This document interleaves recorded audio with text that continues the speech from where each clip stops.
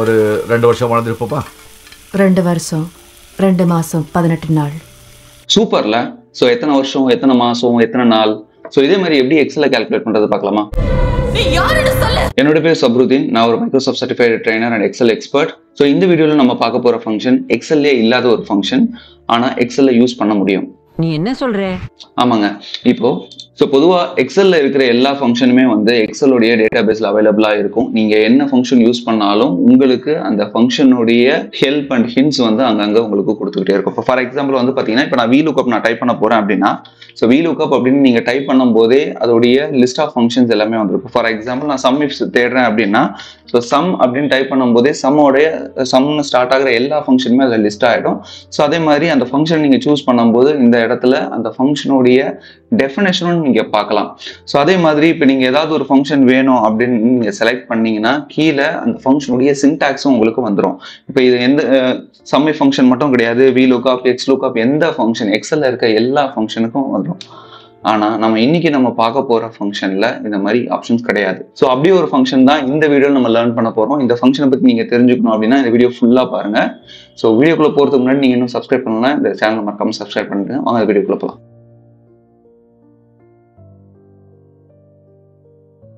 இந்த வீடியோல நம்ம பார்க்க போற function date diff function. So இந்த ஃபங்க்ஷன் வந்து பாத்தீங்கன்னா எக்ஸல் ஃபங்க்ஷன் கிடையாது. எக்ஸல் மாதிரியே வந்து லோட்டஸ் அப்படின்னு ஒரு ஸ்ப்ரெட்ஷீட் இருந்துச்சு. இந்த டேட் டிஃப் ஃபங்க்ஷன் லோட்டஸ் உடைய ஃபங்க்ஷன், ஓகேங்களா, எக்ஸல் ஃபங்க்ஷன் கிடையாது. ஸோ இந்த ஃபங்க்ஷன் வந்து நிறைய பேர் வந்து டேட் டிஃப் ஃபங்க்ஷன் சொல்றாங்க, நிறைய பேர் டேட்டட் இஃப் ஃபங்க்ஷன் அப்படின்னு சொல்றாங்க. ஸோ இதோட கரெக்டான ப்ரொனன்சியேஷன் எதுவா இருக்கும் அப்படின்னு பாத்தீங்கன்னா, இது வந்து டேட் டிஃபரன்ஸ் அப்படின்ற 2 நேம்ல இருந்து ஷார்ட்டா இந்த ஃபங்க்ஷன் நேம் கிரியேட் பண்ணது அப்படின்னு நினைக்கிறேன். ஸோ இதோட ஃபங்க்ஷன் நேம் டேட் டிஃப் அப்படின்னு சொல்றது கரெக்டா இருக்கும். ஸோ நம்மளும் வந்து டேட் டிஃப் ஃபங்க்ஷன் அப்படின்னு நம்ம சொல்லலாம்.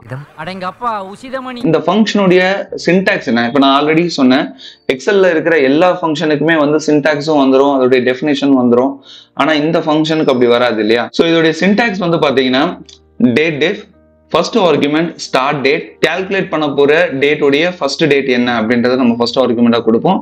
அதே மாதிரி எண்ட் டேட். ஸோ எண்ட் டேட்ன்றது நம்ம லாஸ்ட் டேட். ஸோ இப்போ ஃபார் எக்ஸாம்பிள் நான் வந்து ஒரு 2 வருஷத்தோட டேட் கால்குலேட் பண்ணோம்னா ஃபர்ஸ்ட் டேட்டும் செகண்ட் டேட்டும் நம்ம கொடுக்கணும். ஸோ அதான் start date, end date. And லாஸ்டா இருக்கிற இந்த ஆர்குமெண்ட் டிஃபரன்ஸ் வந்து என்ன அப்படின்னா, நீங்க இயர் டிஃபரன்ஸ் நீங்க பார்க்க போறீங்களா, மந்த் டிஃபரன்ஸ் கால்குலேட் பண்ண போறீங்களா, இல்லைன்னா டே டிஃபரன்ஸ் கால்குலேட் பண்ண போறீங்களா, ஸோ அந்த டிஃபரன்ஸ் தான் இங்க சொல்லணும்.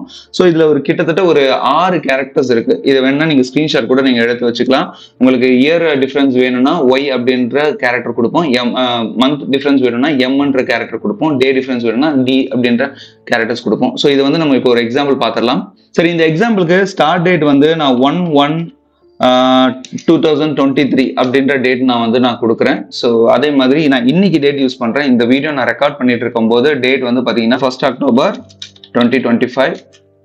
சரி, இப்போ இந்த 2 டேட்டுக்கும் எவ்வளவு டிஃபரன்ஸ் இருக்கு அப்படின்னு நம்ம பார்க்கலாம்.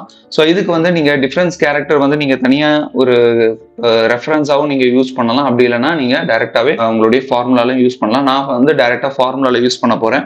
இப்போ ஃபார் எக்ஸாம்பிள் இந்த 2 டேட்டுக்கும் எத்தனை வருஷம் டிஃபரன்ஸ் இருக்கு அப்படின்னு நம்ம கால்குலேட் பண்ண போறோம். ஸோ நல்லா பாத்தீங்கன்னா, ஸோ கம்ப்ளீட்டா வந்து பாத்தீங்கன்னா ஒரு 2 years வந்து கம்ப்ளீட் ஆயிருக்கு.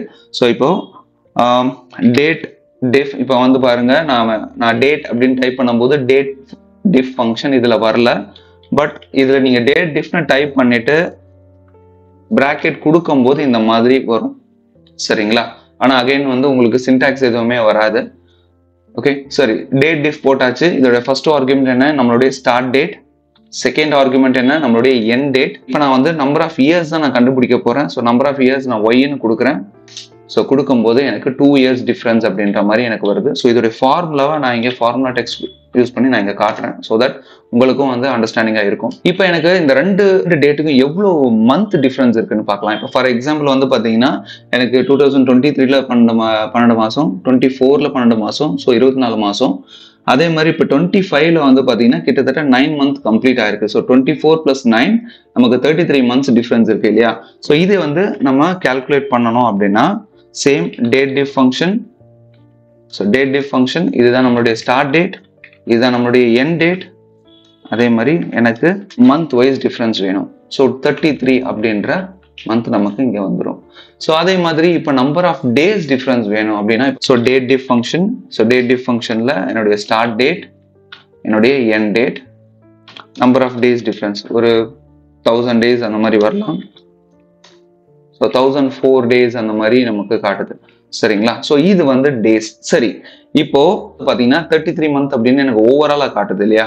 ஸோ ஓவராலாக காட்டுவேன் எனக்கு நான் ஆல்ரெடி வந்து எத்தனை வருஷம் கண்டுபிடிச்சிட்டேன், 2 years அப்படின்றது கண்டுபிடிச்சிட்டேன். பேலன்ஸ் இருக்க மந்த் தான் எனக்கு வேணும். இப்போ ஃபார் எக்ஸாம்பிள் இதே ஒரு சிம்பிளா சொல்லணும்னா, இப்போ இந்த டேட் இருக்கு இல்லையா, இப்போ நான் வந்து இந்த இயர் பார்ட் இல்லாம நான் வந்து கால்குலேட் பண்றேன்னு வைங்களேன். இப்போ ஃபார் எக்ஸாம்பிள் நான் வந்து ஒரு இந்த இயர் பார்ட் வந்து நான் ஹைட் பண்ணிடுறேன். ஓகே, ஸோ இப்போ வந்து பார்த்தீங்கன்னா 1st Jan to 1st October இதுதான் எனக்கு டிஃபரன்ஸ் கண்டுபிடிக்கணும். சரிங்களா? அதாவது இயர் பார்ட் இல்லாம எனக்கு number of days and number of months மட்டும் கால்குலேட் பண்ணணும் அப்படின்னா, இப்போ இங்க equal to date diff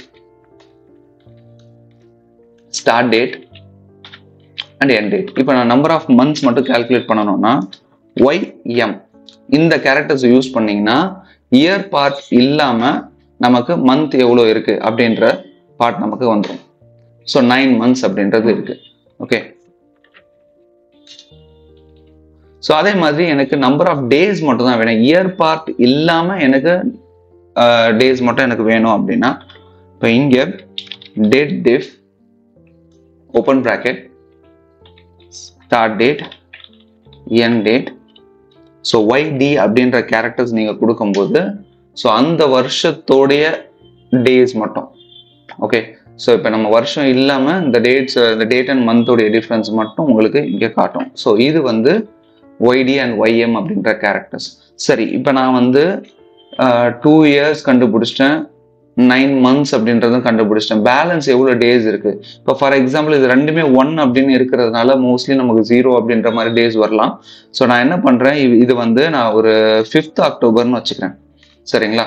so 5th Octoberன்னு வைக்கும்போது இப்போ எனக்கு வந்து ஒரு 4 நாள் டிஃபரன்ஸ் இருக்கு. நான் மந்த் போர்ஷனும் நான் இங்கேருந்து நான் ரிமூவ் பண்ணிட்டேன் அப்படின்னா, இப்போ ஃபார் எக்ஸாம்பிள் இங்கேருந்து நான் மந்த் போர்ஷனும் நான் ரிமூவ் பண்ணிட்டேன் அப்படின்னா எனக்கு ஒரு 4 நாள் டிஃபரன்ஸ் வருது.